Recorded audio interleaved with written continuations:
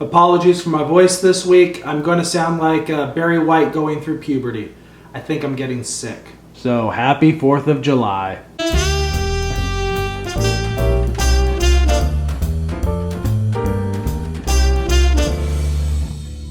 Hey everybody, welcome to week 3. Week 3 we're going to be covering 2 chapters, chapter 4 and chapter 5. Chapter 4 is on application software or apps. Application software is pretty much any software that does something that you need or want to do. Chapter 5 is on system software. Similar, it's another type of software, but that software is meant to just keep the system operating. The most popular type of system software is called an operating system for that reason. As usual, you're going to find a couple mini lectures from me on those 2 topics, so check them out in Canvas. Also, there's going to be quizzes on both chapters 4 and 5, but you probably knew that already. Now, this week's discussion is going to be you using a tool that maybe you haven't used before, although this is getting to be less and less the case. I'm going to have to choose something different eventually. But we're going to be looking at cloud storage. Cloud storage is essentially just storing stuff on the internet. The cloud is a really big, sort of hip, fancy term that tech people use, but whenever you hear the cloud, just think a bunch of servers located on the internet. The idea is that it's sort of abstract. You can just not worry about the fact that those servers are located in all different countries and all different locations, and your data may actually be spread across multiple servers. You can just think of it as one solid place, the cloud, where you store stuff. The underlying implementation is actually a lot more complex.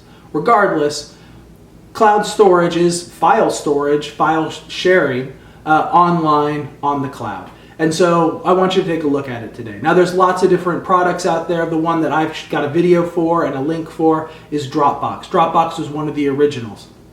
And the nice thing about Dropbox is that it's platform independent, although most are at this point.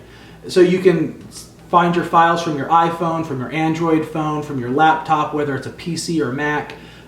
Those files are located everywhere.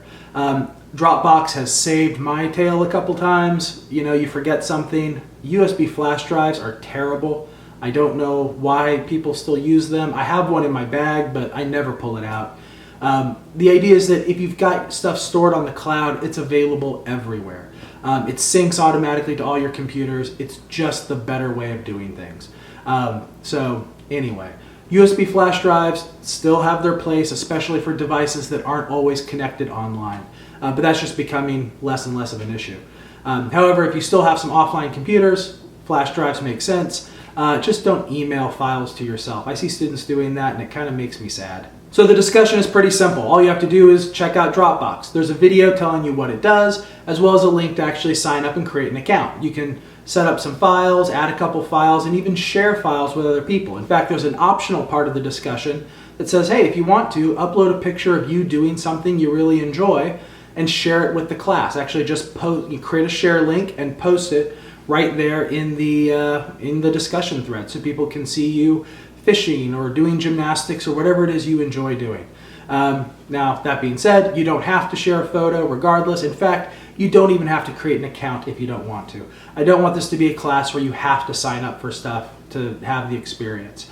Just from the video showing you what Dropbox does, and maybe from your experience using other products, you can tell us your opinions of cloud storage. How could you actually see yourself using this in your day-to-day life, whether that's at school, work, or just personal life? So you don't have to create an account, especially if you already use another service regularly. Google has Google Drive.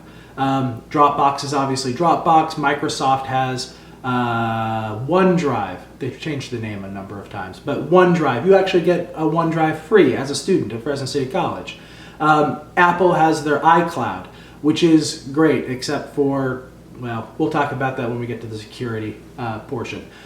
Regardless, the cloud is a wonderful place to store stuff that you need to have access to, lots of different places. It's a great place to share information and photos with family members and friends.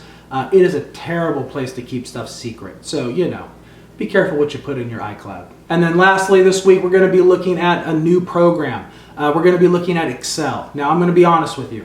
Excel is the hardest of all of the programs we use in Office in this class.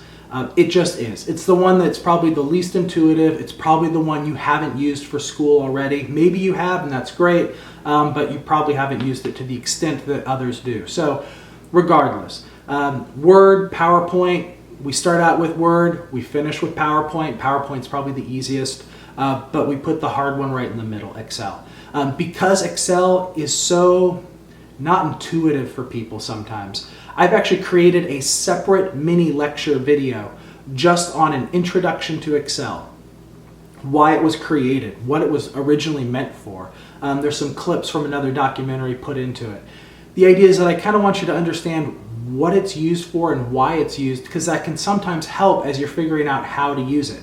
Then I also actually go in and show you a few things about how to use it, kind of the basic layout of it, how stuff's arranged, as well as a couple tricky things like what's an absolute reference versus a relative reference. I put that in the video because that's something that trips students up. So essentially that video is an introduction plus frequently asked questions from past students. So hopefully you find it helpful. Take a look at that video maybe before you start your labs. But of course you also have all the videos and trainings and practice how-tos inside of my IT lab. So regardless, this week 3 Excel labs. And like I said, it's going to feel a little rough. Don't get discouraged. Remember, Excel is not weighted any more than the other 2 programs, and this will eventually pass, and then we'll go into PowerPoint and things will get easier. This isn't a class that gets harder as it goes along. It gets a little harder towards the middle and then a lot easier towards the end. And that is it. Hopefully everybody has already submitted their week 1 assignments, because by the time you see this video, it's probably too late, unless I get lazy and just post it early. Regardless, yeah, this is now week 3, so your week 2 assignments are still available to you. They're in their 1-week grace period, but your week 1 assignments have gone, so there's no way to go back and redo those. Regardless, good luck with week 3. Good luck with Excel. It's going to be a little harder, but I've got faith in you. You can do it. And yeah, if you have any questions, holler at me either through Canvas or by email, and I will see you online.